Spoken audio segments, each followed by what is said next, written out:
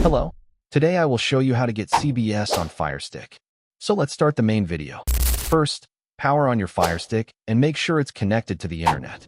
From the Firestick home screen, use your remote and navigate to the top menu.